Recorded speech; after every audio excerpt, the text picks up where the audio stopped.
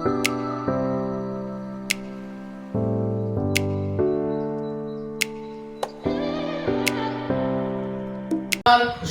दोस्तों, आज के विचार मंथन के इस कार्यक्रम में हम आर्थिक सलाहकार श्री राकेश सिंह जी से जो बात करेंगे वो है मुख्य रूप से सोशल मीडिया को लेकर।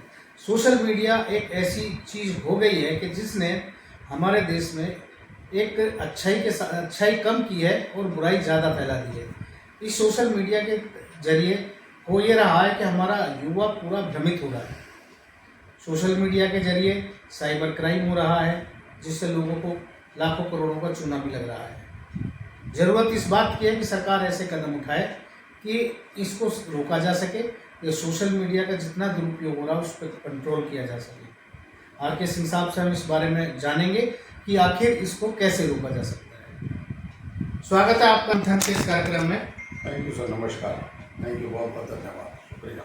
सिंह साहब, जरा हमें बताइए कि ये सोशल मीडिया का जो दुरुपयोग हो रहा है देश में, या यूँ कहें कि पूरी युवा पीढ़ी मोबाइल और सोशल मीडिया के चक्कर में पड़कर तबाह बर्बाद हो रही है, लेकिन हमारे जिम्मेदार लोगों को, जिम्मेदार संस्थाओं को या सरकार को इस तरफ ध्यान नहीं है कि कैसे युवाओं को इसके चंगुल से निकाला जाए।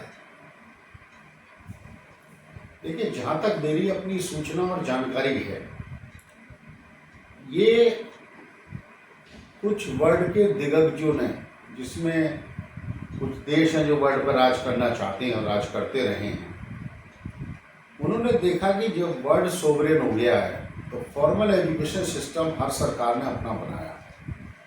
अब वो देश की जनता के माइंड को अपने हिसाब से कब्जे में रखना चाहते थे, तो ये सोशल मीडिया का जन्म हुआ। आज जो सोशल मीडिया का कुप्रभाव इसलिए पड़ रहा है क्योंकि सोशल मीडिया, हम 6 महीने के बच्चे के हाथ में भी माई टाइम नहीं गुजारना चाहते, उसके हाथ में मोबाइल दे देते हैं। अब जब वो मोबाइल ही दे दिया और उसके हाथ में पूरा वर्ल्ड दे दिया, तो वो तो हर अट्रैक्टिव चीज़ को देखेगा। अब देखेगा तो नॉर्मली मनुष्य का मन पानी की तरह निर्मल होता है, चंचल होता है, इसे गिलास ना मिले बह जाता है। तो जब हमने पानी छोड़ दिया तो उसके बाद जो युवा वर्ग है वो इसके जाल में फंस गया, और भारत का युवा वर्ग सबसे ज़्यादा फंसा हुआ है। आप देखिए, सड़क पे चलिए, कहीं बाजार में जाइए, दुकान पे जाइए, मॉल में जाइए, फैमिली फंक्शन में जाइए, हर आदमी मोबाइल पर लगा रहता है।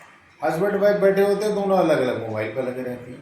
तो इसका मतलब उनके माइंड को कैप्टिवेट कर चुका है, उनका माइंड अब गुलाम हो गया है। तो गुलाम देश अब फिजिकली नहीं बनाए जाते, अब गुलाम देश डिजिटली बनाए। वर्ल्ड नहीं समझ रहा और हमारा देश नहीं समझ रहा कि ब्रिटेन ने फिर वर्ल्ड पर डिजिटली कब्जा कर लिया है, और ये कब्जा इतना खतरनाक है, इसके रिजल्ट 200 साल बाद, 100 साल बाद पता चलेंगे लोगों को कि साहब ऐसा हो गया। फिर आप लॉर्ड मकाले की तरह कहते रहना, यूट्यूब वाला एक राक्षस आया था और एक फेसबुक वाला आया था। अब हमने अपने ड्राइवरों से पूछा, हमारे ड्राइवर लोग दिन भर यूट्यूब देखते रहते हैं। मैंने कहा यूट्यूब में क्या देखते हो? बोले जी एंटरटेन करते हैं, थोड़ा दिमाग फ्रेश हो जाता है।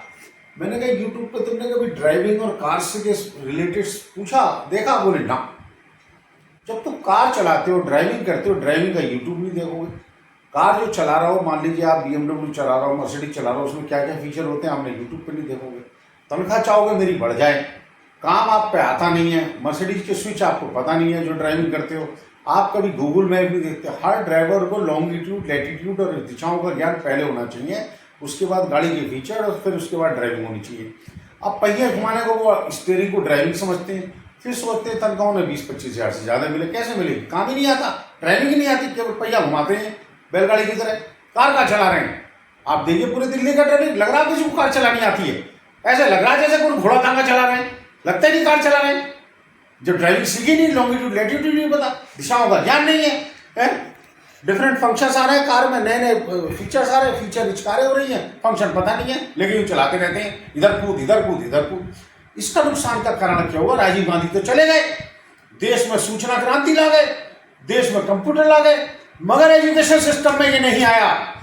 बच्चे को होल्डर से लिखना सिखाया जाता था, आज बच्चे को डिजिटल बना रहे हो मोबाइल देके। अरे उसे सिखा दो इस मोबाइल में क्या देखना क्या नहीं देखना, क्या उसके काम की चीज़ है, क्या उसके काम की चीज़ नहीं है, इसको ऑपरेट कैसे करना। मुझे आज तक एक आदमी नहीं मिला जिसे मोबाइल चलाना आता हो। इससे बड़ी बात मैं क्या कह सकता हूँ, सब फालतू की चीज़ देख रहे हैं। और बताइए सिंह साहब, आपने डिजिटल गुलामी की बात की।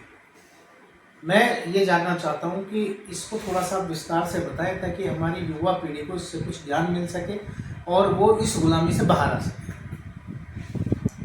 हाँ, आपने बात अच्छी की।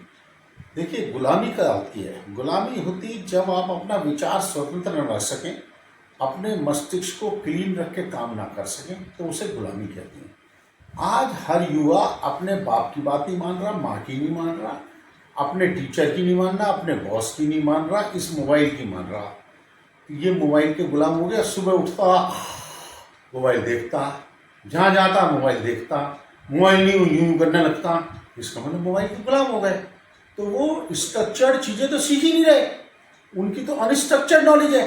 और जब अनस्ट्रक्चर्ड नॉलेज है तो उनका ब्रेन वीक रहेगा। ब्रेन वीक रहेगा तो वो कहाँ से पावर में आएंगे? उन्हें क्या पता दुनिया क्या है? लोगों को पता ही नहीं चल रहा दुनिया में कौन से डेवलपमेंट हो रहे हैं, क्या बीमारी हो रही है। वो नीम के पत्ते से इलाज होते हैं। कोई भी आदमी रात को सो कर उठता, भेंट देता, लाखों लोग उससे नीम के पत्ते खाना शुरू कर देते हैं। तो ये ही गुलामी है कि आप गलत तरीके से किसी के द्वारा दिए गए निर्देशों का पालन कर रहे हैं। सिंह साहब, बहुत अच्छी बात आपने कही। यहाँ मैं इस चीज़ को जोड़ना चाहूँगा कि हमारे युवा रात को मोबाइल देखते देखते सोते हैं और मोबाइल से ही सुबह उठते हैं। वो अपना अलार्म भी मोबाइल में रखते हैं और उठेगा तो अलार्म बजेगा, अलार्म के बाद में तुरंत मोबाइल ऑन हो जाएगा और मोबाइल पे वो देखना शुरू कर देंगे रात भर में क्या हुआ क्या नहीं हुआ। यानी पूरी तरीके से मोबाइल के गुलाम हैं और उनके पास इतना वक्त सिंह साहब नहीं होता कि वो कोई नई फ्रेश चीज़ तरक्की की सोच सकें, अपने कैरियर के बारे में सोच सकें। क्यों? क्योंकि जब भी उनके पास थोड़ा खाली वक्त होता है वो फट से मोबाइल उठाकर उसमें यूट्यूब या फेसबुक या इंस्टाग्राम ऐसी चीज़ों को देखना शुरू कर देते हैं और उस पर वो बेकार की चीज़ें ज़्यादा देखते हैं। इससे क्या हो रहा है कि इसकी जो यूजफुल ये चीज़ें कम हो रही हैं सोशल मीडिया की और नुकसान ज़्यादा हो रहा है। इसमें जो एक नई चीज़ आई है वो नई चीज़ ये है कि आज का बच्चा 1 साल 2 साल 3 साल इसके बाद और ऊपर चलते चलिए, बच्चा बिना मोबाइल के कुछ नहीं कर रहा है। माँ भी चाहती है कि मेरा पीछा छूट जाए, मुझे परेशान ना करे, वो भी मोबाइल दे देती है। बच्चा नाश्ता मोबाइल से करता है, ना खाना मोबाइल से खाता है। तो इससे छुटकारा पाने के लिए कि बच्चे इतने एडिक्ट ना बने इसके, आपकी क्या राय है? क्या आपने बड़ा महत्वपूर्ण सवाल किया है। फ्रांस ने 20 साल पहले इसके लैब और हॉस्पिटल बना दिए। उन्हें पता था इसका एडिक्शन होगा और बच्चे बीमार पड़ेंगे, तो उनकी बीमारी दूर करने के लिए उसमें स्कूलों में लैब बन गई है, हॉस्पिटल्स बन गए हैं, प्रॉपर स्ट्रक्चर, और वो इस मोबाइल की बीमारी से दूर करते हैं लोगों को। हमारे यहाँ भी ज़रूरत है, स्कूल में इतिहास को मत बदलो किताबों में, स्कूल में इतिहास को मत बदलो, स्कूल में साथ साथ आप इधर उधर की चीज़ें ज्ञान बता रहा हो कि फला वीर पुरुष ने क्या करा था, अरे फ्यूचर की भी बात कर लो, भविष्य की भी बात कर लो, कुछ इतिहास पढ़ते रहोगे, भूगोल भी पढ़ लो, कुछ फ्यूचर भी पढ़ लो। उसमें ये देखो, हर स्कूल में एक लैब होनी चाहिए जिसे ई लैब कहते हैं। ई लैब में उसे ये ट्रेनिंग देनी चाहिए, what to use, what not to use, how this e attacks are attacking them, इससे बचने के उपाय बताने चाहिए। और साथ साथ में हॉस्पिटल्स में भी क्लिनिक बनने चाहिए जिससे बच्चों को डी एडिक्ट किया जाए। ये ड्रग एडिक्शन से भी ज़्यादा ई एडिक्शन बहुत खतरनाक है। और ये वहाँ आप नेपाल में देखिए क्या हुआ। नेपाल में ये सब सोशल मीडिया का खेल है जो नेपाल में हुआ। किसने चालाकी से काम किया? किसी ने तो, वर्ल्ड के राजा ने, किसी ने तो चालाकी करी है नेपाल में। ऐसी वहाँ हुआ था लंका में, ऐसी बांग्लादेश में हुआ था। तो ये कितना बड़ा खतरनाक रिवोल्यूशन क्रिएट कर देती है, डेंजरस है। सोसाइटी में आज रेप हो रहे हैं, बच्चियों के रेप हो रहे हैं, सोसाइटी में अपराध बढ़ रहा, अपराध को अपराध नहीं मानना due to this social media.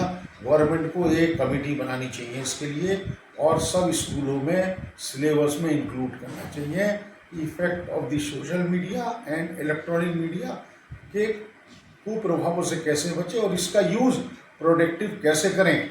हर व्यक्ति को जो वो काम कर रहा है अपने काम को प्यार करे, उस काम से रिलेटेड सोशल मीडिया पे एक्टिव रहना चाहिए। बस। सिंह साहब, एक सवाल जो महत्वपूर्ण सवाल है सोशल मीडिया से रिलेटेड, जो साइबर क्राइम है आज की डेट में आप देखें साइबर क्राइम इतना बढ़ गया है कि सब कुछ इसी के थ्रू होने लगा है। लोग बाग जिस्म फरोशी तक का धंधा इससे करने लगे हैं। आप देखिए सोशल मीडिया से लाखों करोड़ों को ठगी होने लगी है। बड़े बड़े बुजुर्गों को ठगा जा रहा है, सैनिकों को ठगा जा रहा है, युवाओं को ठगा जा रहा है। लोग समझ नहीं पा रहे हैं और उनके पता लगा खातों से पैसे निकले जा रहे हैं। इससे बचाव के लिए क्या करना चाहिए सरकार को?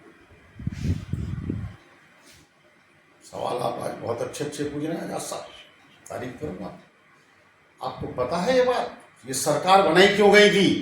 ताकि कमजोर लोगों को बाहुबली ना लूट सकें। फिजिकल बाहुबली चले गए, डिजिटल बाहुबली आ गए। डिजिटल बाहुबली डिजिटल प्लेटफॉर्म से लोगों को लूट रहे हैं, ठग रहे हैं। अब इसके लिए हमारे पास डिजिटल पुलिस होनी चाहिए, डिजिटल आर्मी होनी चाहिए। जैसे checks and balances are put for physical crime, digital crime की भी चेक्स एंड बैलेंस इंट्रोड्यूस करने की जरूरत है। पुलिस का एक अलग विंग बनना चाहिए जिसको डिजिटल पुलिस कहा जाए। Digital police, digital FIR, digital investigation, ये सबका एक बहुत स्ट्रक्चर प्रोसेस बनाने की जरूरत है, जिस पे हमारी सरकार आज सोच भी नहीं पा रही। मैंने 25 साल पहले कहा था फ्यूचर डिजिटल वार का है। लोग मुझसे पूछते हैं आपने कैसे कह दिया था, मुझे दिख रहा था जब ये सूचना क्रांति चल रही थी। मैंने कहा ये होने जा रहा, टाइम इज दैट। और आज देखिए डिजिटल वार, पहले फिजिकल क्राइम होता था, अब डिजिटल क्राइम होता। पहले घर में गुंडे बंदूक लेकर घुसते थे, आप मोबाइल के सारे आपसे लूट रहे हैं। लुटेरे तो लूट ही रहे हैं, डिजिटल बाहुबली डिजिटल लुटेरे लूट रहे हैं। इसको बचाने के लिए सरकार को महत्वपूर्ण कदम उठाने की जरूरत है। हमारी सरकार दिन रात यात्राओं में लगी पड़ी है। थोड़ी यात्राओं से बैठ कर दफ्तरों में बैठे हैं। मेरी प्रधानमंत्री जी और सब मंत्री जी से रिक्वेस्ट है, दफ्तरों में ज़्यादा समय दें, फील्ड में कम समय दें और देखें डिजिटली कंट्री को डिजिटली ज़्यादा कंट्रोल करें, डिजिटली ज़्यादा गवर्नेंस बनाएं। और ये फिजिकली गवर्नेंस का समय कम हो गया है, डिजिटल गवर्नेंस का समय ज़्यादा है। तो यह था विचार मंथन का आज का हमारा अंक। आपको कैसा लगा हमें ज़रूर लिखिएगा, मैसेज करिएगा, हमको इंतज़ार रहेगा। फिर जल्दी मुलाकात होगी विचार मंथन के अगले कार्यक्रम में। नमस्कार।